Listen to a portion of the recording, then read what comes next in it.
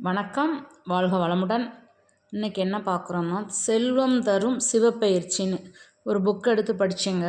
அதில் செல்வம் தரும் சிவப்பெயர்ச்சி, அதாவது சிவன் இது என்ன பண்ணால் நமக்கு நல்லா இருக்கும் அப்படிங்கிறது ஒரு புக்கில் போட்டிருந்தான். சரி, அது உங்களுக்கு ஒரு பயனாக இருக்கட்டுமே அப்படின்னு சொல்லி அதை நல்லா படிச்சுட்டு அந்த புக்கில் இருக்கிறது தான் பார்க்கணும். சனிப்பெயர்ச்சி, குரு பயிற்சி, ராகு கேது பயிற்சி நம்ம கேள்விப்பட்டிருக்கோம்.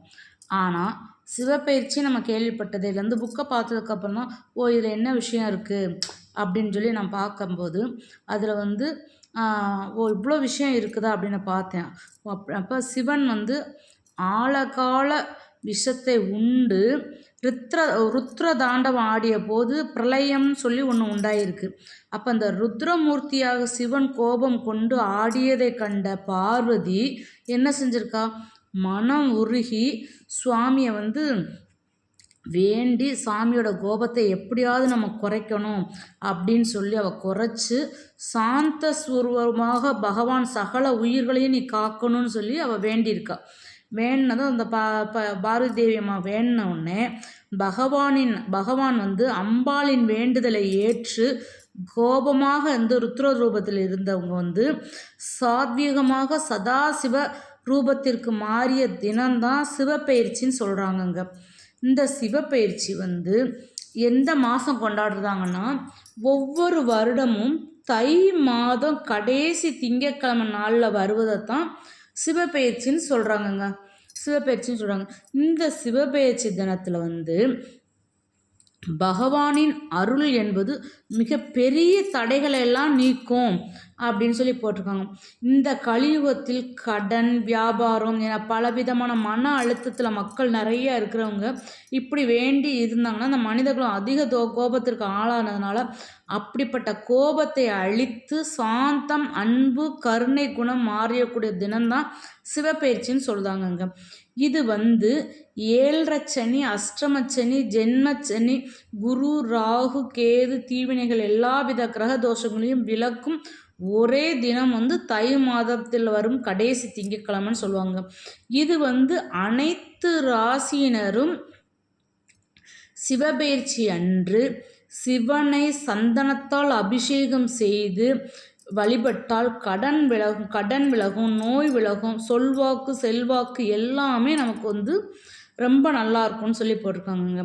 இந்த கோயிலில் நம்ம அந்த சிவன் அப்படி திங்கட்கிழமை கடைசி திங்கட்கிழமை அன்னைக்கு தை மாதத்தில் கும்பிட்டோம்னா நமக்கு மன அமைதி பெறுங்க, கோபம் குறையுங்க, வீட்டில் அமைதி எப்பயுமே தங்கியிருக்கும். மகாலட்சுமி வீட்டில் அமைதி இருந்தாலே எல்லாமே வந்துடும். மகாலட்சுமி வீடு தேடி நமக்கு மகாலட்சுமி வீட்டில் இருப்பாங்க. எப்பயுமே வீட்டில் நம்ம சண்டை, போர்க்களம் அப்படி எதுவுமே போடக்கூடாது. வீட்டில் எப்பயும் நமக்கு அமைதி தான் நமக்கு முதல்ல நமக்கு இருக்கக்கூடியதே வீட்டில் அமைதி, பொறுமை, இது 2 இருந்தாலே நம்ம எல்லாத்துலேயுமே வெற்றி பண்ணுறாங்க.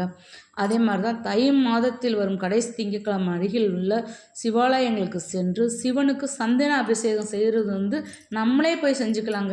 பக்கத்தில் இருக்க கோயிலில் போய் சந்தனத்தால் அபிஷேகம் பண்ணணும்னா தை மாதம் திங்கட்கிழமை கடைசி திங்கட்கிழமை நம்ம போய் பண்ணலாங்க. இந்த சிவப்பெயர்ச்சிக்கான விசேஷ தலம் எங்கே உள்ள எல்லா கோயிலுக்கும் போகலாம். ஆனால் அதுலேயும் முக்கியமான கோவில் என்னன்னு இதில் போட்டிருக்குன்னா, மயிலாடுதுறையில் உள்ள அருகில் உள்ள முட்டம் குளத்தங்கரை கிராமத்தில் உள்ள ஸ்ரீ மகாபலீஸ்வரர் சிவன் கோயில் சிவப்பெயர்ச்சிக்கான ஸ்தலம், விசேஷமான ஸ்தலம்னு இந்த புக்கில் போட்டிருக்குங்க. இது மகாபலி சக்கரவர்த்தி தான் இழந்த செல்வத்தை இழந்த செல்வம், புகழ், சொல்வாக்கு என அனைத்தையுமே மீட்டெடுத்த ஸ்தலம் இதைத்தாங்க சொல்கிறாங்களாம். இது பல ஆயிரம் வருடம் பழமை வாய்ந்த இந்த கோயில்னு இதை சொல்லுவாங்க. எப்பயுமே நம்ம சிவன் கோயில்னாலே நமக்கு சிவனை நம்ம கையில் தொட்டாலே போதுங்க. எப்பயுமே சிவன் நம்ம கையில் இறுக்கி பிடிச்சிக்கொள்ளணுங்க. சிவனை நம்ம பிடிச்சிட்டோம்னா நம்ம எதுக்குமே கவலைப்பட வேண்டாம். உலகை காக்கும் கடவுள் என் அப்பனே நீ அப்படின்னு சொல்லி சிவனை பிடிச்சிட்டு மனசில் நல்ல எண்ணமும் மனசை சுத்தமாக வச்சுக்கிட்டாலே நமக்கு வந்து எல்லாமே கிடைக்குங்க. சிவாலயங்களுக்கு எப்பயுமே போகணும். சிவராத்திரி, பிரதோஷம் எல்லா பிரதோஷத்துக்கும் நம்ம போகிறது வந்து அவ்வளோ விசேஷமாக இருக்குங்க. பிரதோஷத்துக்கு போகிறதே வந்து எல்லா தோஷங்களும் நீக்கிறதுக்கு தான் நம்ம போகிறோம். அப்படி அப்படி நம்ம பிரதோஷத்துக்கு போகும்போது அங்கே போய் சுவாமிகிட்ட வேண்டினோம்னா நம்மகிட்ட இருக்க சுமைகளை பூராமே கடவுள்கிட்ட இறக்கி வச்சிட்டோம்னா கடவுள்கிட்ட நம்ம இறக்கி வச்சிட்டோம் அவர் வாங்கிக்கிடுவாருங்க எல்லாத்தையும். அவர் வந்து பொறுமையாக நமக்கு என்னெல்லாம் கொடுக்கணும்னு அவருக்கு தெரியும், அந்த அப்பனுக்கு தெரியும். அதே மாதிரி கோவிலுக்கு நம்ம வேண்டவே வேண்டாம், கடவுளே உன்னை என்ன 2 கையிட்டு உன்னை கூப்பிடுறேன், உனக்கு உன் குழந்தைக்கு என்ன பண்ணணும் அப்படிங்கிறது சிவனுக்கு தெரியும். அதனால் நம்ம எப்பயுமே சிவராத்திரி, பிரதோஷம் இதெல்லாம் வந்து நம்ம வந்து கோவில்களுக்கு வந்து போகணுங்க. கோவிலுக்கு போய்கிட்டே இருக்க தான் நமக்கு வந்து எல்லாமே கோவிலுக்கு போனாலே வந்து நமக்கு என்ன ஃபஸ்ட்டு வந்து நமக்கு அமைதி கிடச்சிருங்க. அப்புறம் வந்து சச்சரவு எதுவுமே இருக்காது வீட்டில். கோவிலுக்கு போக அமைதியாக இருக்க நமக்கு வந்து எல்லாமே நல்லா இருக்குங்க. அதனால் வந்து நம்ம வந்து எப்பயுமே மகா சிவராத்திரி புக் எடுங்க. காலையில் எழுந்திரிச்சு கோளாறு பதிகம் படிங்க. கோளாறு பதிகம்லாம் படித்தோம்னா நமக்கு வந்து அவ்வளோ நல்லதுங்க. வீட்டில் வந்து எல்லாருமே ஆரோக்கியமாக இருப்பாங்க. தினந்தோறும் காலையும் மாலையிலையும் நம்ம வந்து கோளாறு பதிகம் படிக்கலாம்.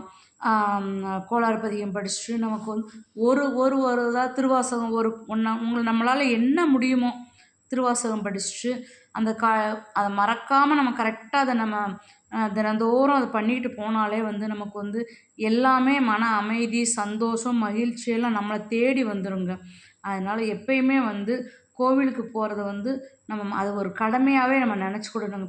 கோவிலுக்குள்ளே உள்ளே போனாலே நமக்கு வந்து ஒரு நல்ல சக்தி கிடைக்கும்னு சொல்லுவாங்க. அந்த கோவிலுக்குள்ளே உள்ளுக்க நம்ம படி ஏறி நின்றுட்டாலே நமக்கு ஒரு நல்ல சக்தி கிடைக்கும்னு சொல்லுவாங்க.